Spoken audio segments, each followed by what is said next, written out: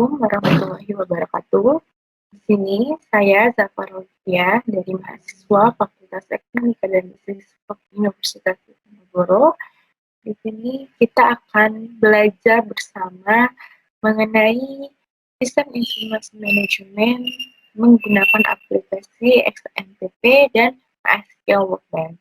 Nah, sebelum kita mengaplikasikan XMPP dan MySQL Workbench, ini kita harus mengetahui dulu apa itu sistem informasi manajemen. Jadi, sistem informasi manajemen itu adalah suatu sistem pengolahan data transaksi, aktivitas, dan informasi internal maupun eksternal yang menghasilkan informasi yang bisa mendukung kinerja manajemen dan bisa dijadikan sebagai pengendalian internal organisasi. Sebagai sistem informasi manajemen, itu disusun dan dioperasikan berdasarkan tujuan dan kebutuhan penggunanya. Karena setiap organisasi memiliki tujuan dan kebutuhan informasi yang berbeda-beda. Nah, setelah kita mengetahui sistem informasi manajemen, kita barulah mengenal aplikasi XMPP dan MySQL Workbench.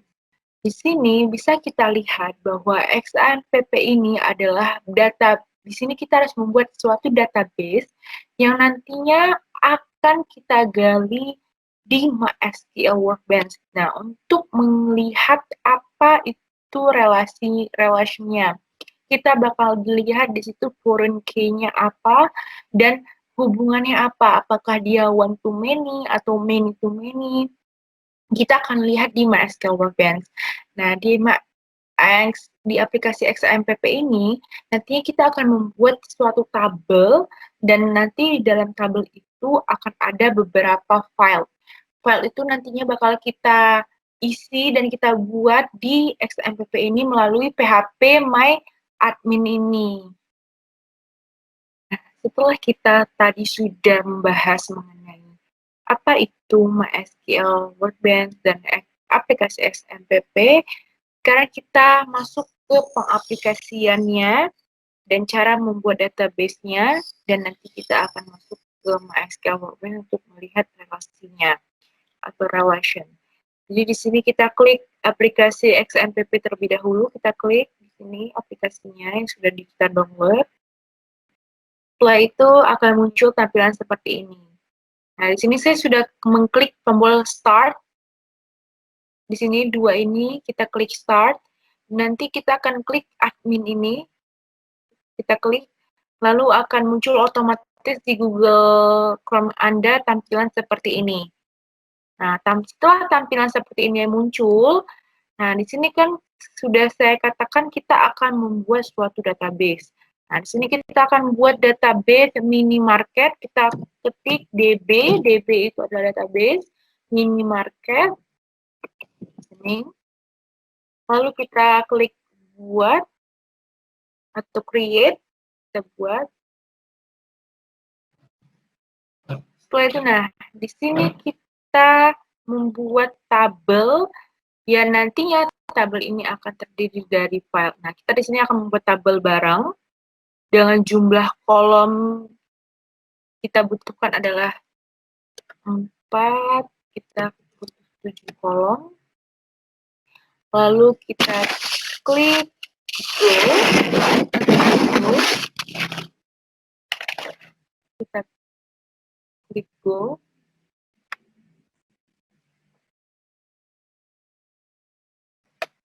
Nah, setelah kita klik go, akan muncul tampilan seperti ini. Nah, disinilah kita akan membuat suatu file-file. Nah, di sini akan terdiri dari 7 file, dan file pertama adalah ID barang, yang kedua adalah nama barang, yang ketiga adalah merek, selanjutnya adalah jenis, yang kelima harga barang, yang keenam stok. Ini tinggal kita klik saja, karena tadi saya sudah mencoba, jadi dia langsung muncul, kita ketik aja.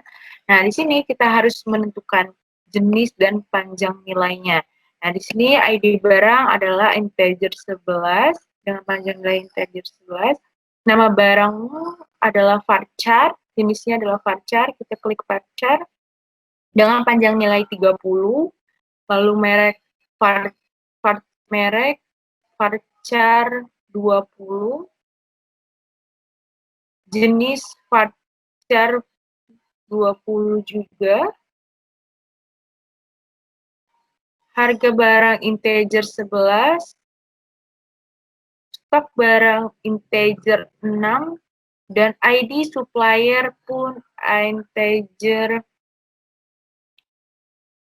11. Nah, di sini juga kita perlu ketahui bahwa apakah dia itu termasuk primary key atau foreign key, kita harus tentuin. Nah, jadi di sini ID barang merupakan foreign key. Mohon maaf, ID barang adalah primary key. Jadi di sini kita akan klik auto increment. Sini kita centang. Lalu klik go. Jangan lupa primary. Nah, ID supplier ini merupakan foreign key. Jadinya kita harus mengklik index di sini. Kita pilih index. Kita pilih index. Terus go. Nah, setelah kita selesai membuat tabel ini, kita akan simpan tabel ini.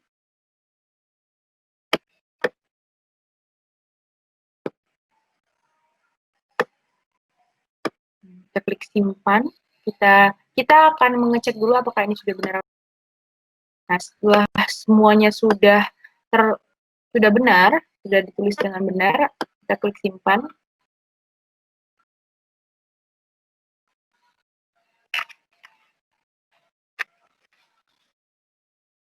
Nah, ini kita sudah memiliki satu tabel.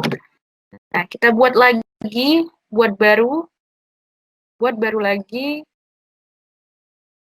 Kita buat tabel baru lagi, karena kita membutuhkan 5 tabel di sini. Yang ketiga adalah tabel supplier. Tabel supplier, di sini ada file ID supplier, lalu nama supplier, lalu alamat, dan nomor telepon. Nah, di ID supplier ini kita integer 11, lalu nama supplier kita klik varchar 30,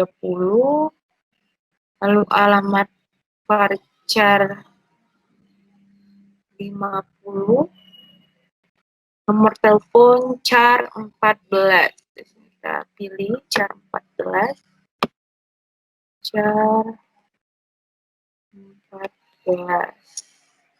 Nah, jangan lupa adalah primary key-nya. Nah, kita klik di sini auto increment. Kita klik go. Lalu di sini index. Lalu maaf. Nah, di sini sudah kita pilih auto increment-nya, primary key-nya, lalu kita klik simpan.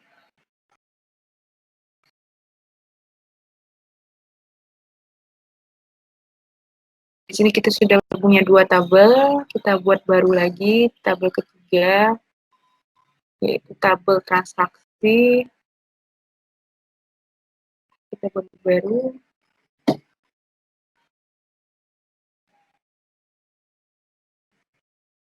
Kita di sini butuh tabel transaksi.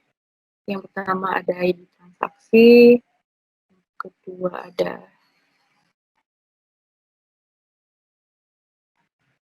transaksi, kedua ada ID transaksi, yang kedua ada ID barang, yang ketiga ada ID customer,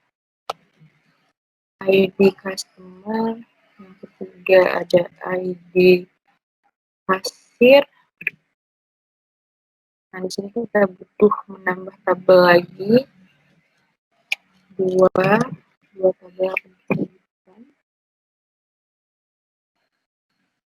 Kita tunggu akan muncul. Nah, di sini kita ada tanggal, ada total pemasukan.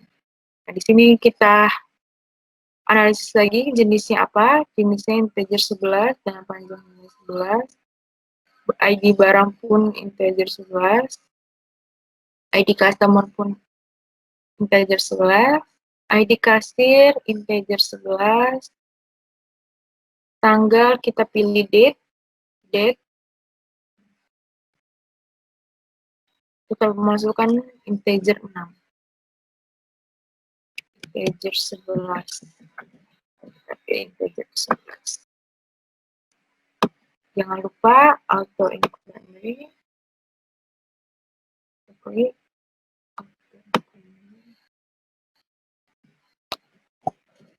dengan primary key,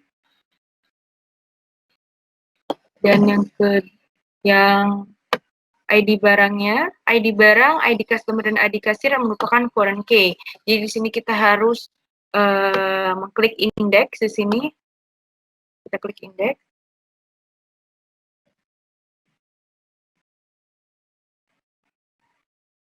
Go. Klik index.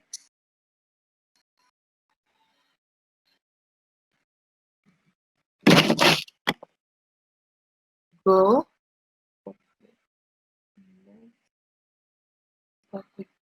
Go. Kita klik go. Nah, setelah kita sudah membuat ini, kita klik simpan.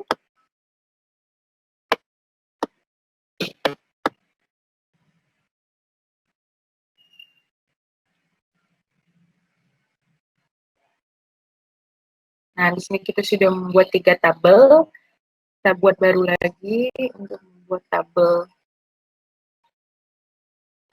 keempat, yaitu ke tabel customer. Kita tunggu. Jadi kita buat tabel customer. Dengan yang pertama adalah ID customer, itu sebagai primary key. Setelah itu nama customer, alamat, dan nomor telepon. ID customer dengan jenis integer 11, nama customer varchar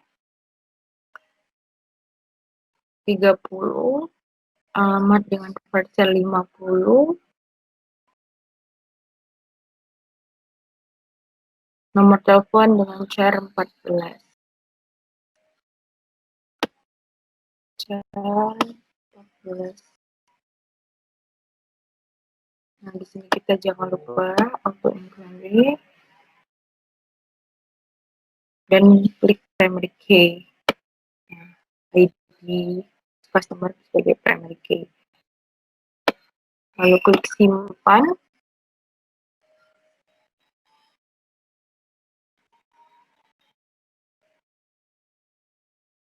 Tunggu lagi. Nah, sini kita sudah ada 4 tabel. Lalu kita buat tabel yang terakhir atau tabel kelima.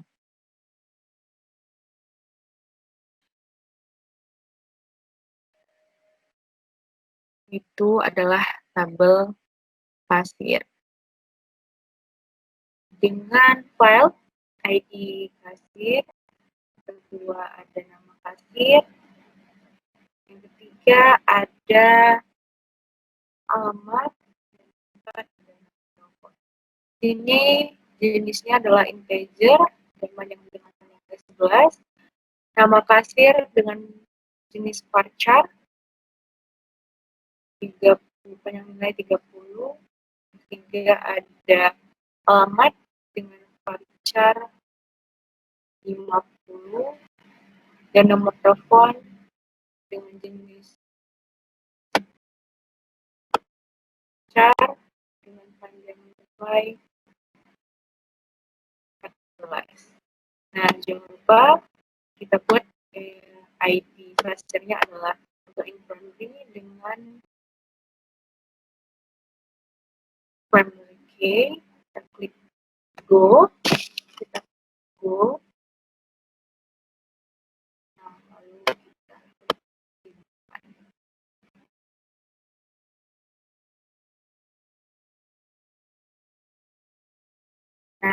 sini kita sudah ada 5 tabel dari database minimarket ini. Nah, setelah database minimarket itu sudah buat, kita akan membuat relation yang kita akan menyambungkan foreign key dan primary key yang sudah kita buat tadi. Nah, cara membuatnya adalah di line-line, di sini lainnya, di sini ada designer. Nah, akan muncul tampilan seperti ini. Di sini saya sudah membuat 2 untuk mempersingkat waktu. Membuat 2. Di sini emang agak berantakan, tapi nanti di akhir kita akan merapikan sesuai dengan diagram yang benar, sesuai dengan tempatnya. Nah, ini masih yang berantakan. Nah, di sini kita cara membuatnya itu adalah klik create relationship. Nah, ID supplier ini adalah primary key yang tadi sudah kita tulis dan kita buat. Lalu foreign key-nya ada di barang. Tabel barang. Ini adalah foreign key-nya yang sudah kita indeks tadi. Lalu kita klik create relationship. Nah, setelah itu ada ID kasir sebagai primary key. Kita klik ID kasir. Dengan foreign key-nya ada di tabel transaksi. Kita klik ID kasir. Oke.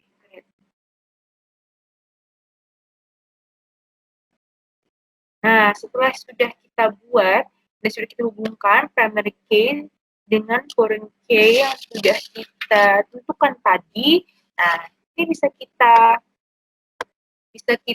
susun karena ini sudah selesai, kita susun di sini sesuai sama tempatnya adalah supplier.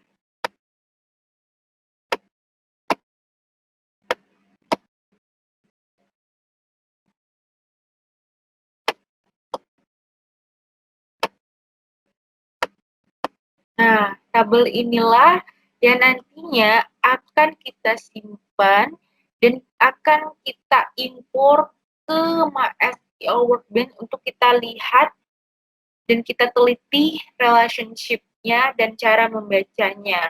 Hubungannya seperti apa, one to many atau many to many. Jadi kita bisa klik export untuk menyimpan. Kita klik export. Nah, jangan lupa formatnya SQL, karena nanti kita akan masuk ke aplikasi MySQL Workbench. Klik Go.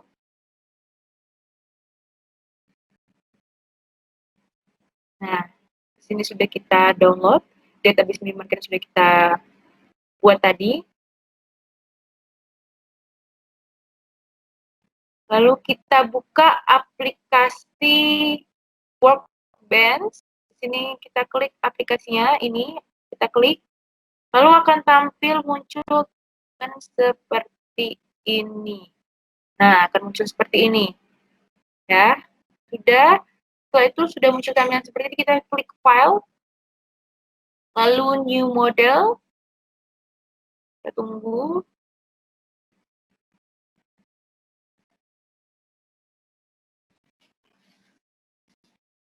Nah, sudah tampil seperti ini, kita klik File, Import. Nah, di sini kita mengimpor file sudah kita download tadi. Lalu kita klik titik 3 ini. Lalu kita, nah ini database yang sudah kita download tadi. Database semuanya kita klik. Nah, kita execute. Kita execute. Lalu next. Lalu finish. Nah, sudah muncul tabel 5 tabel yang sudah kita buat tadi. Lalu kita akan klik set diagram.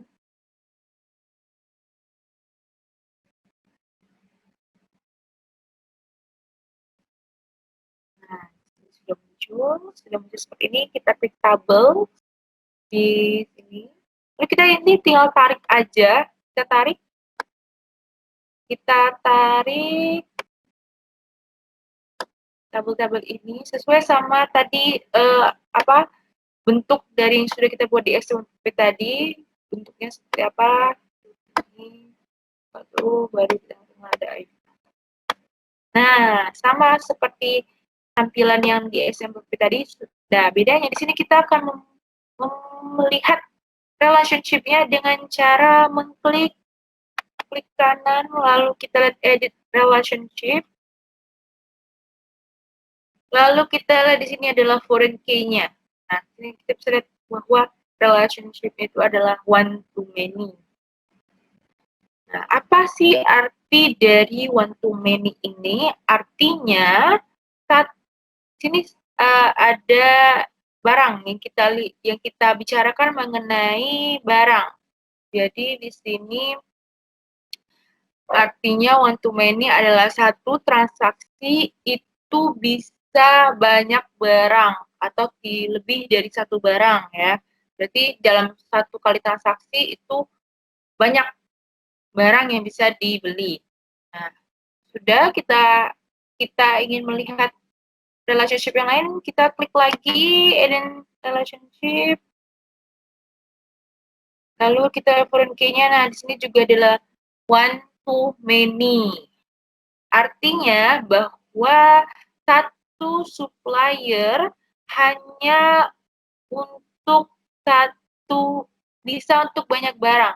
Jadi satu supplier itu bisa memberikan berbagai barang. Jadi tidak cuma satu barang, tapi berbagai macam barang. Jadi ibaratnya adalah banyak barang, tapi hanya untuk satu supplier. Nah, itu arti one to many. Nah, setelah itu kita lihat relationship yang lain. Kita lihat klik kanan, edit relationship, lalu foreign key. Nah, di sini ada one to many juga sama seperti yang sebelumnya, yaitu artinya satu orang customer dapat bertransaksi lebih dari satu kali. Artinya lebih banyak transaksi. Satu customer itu bisa bertransaksi banyak transaksi, tidak cuma satu kali transaksi. Lalu kita lihat lagi satu lagi relationship-nya. Ini kita edit relationship. Oke. Nah, ini juga one to many, artinya satu kasir melayani transaksi lebih dari satu kali, di mana berarti satu kasir itu dapat melayani berkali-kali transaksi, bukan cuma satu kali transaksi. Makanya dia disebut dengan one to many. Nah, inilah kita sudah bisa membaca hubungannya, apakah dia one to many atau one to one atau one many to many, itu bisa jadi. Tapi di sini kita melihat bahwa relationship adalah one to many. Demikian mungkin yang dapat kita pelajari. Semoga ilmu yang kita pelajari ini bisa bermanfaat untuk kalian yang menontonnya. Dan terima kasih sudah menonton video ini. Saya Zafar Lutfia. Assalamualaikum warahmatullahi wabarakatuh.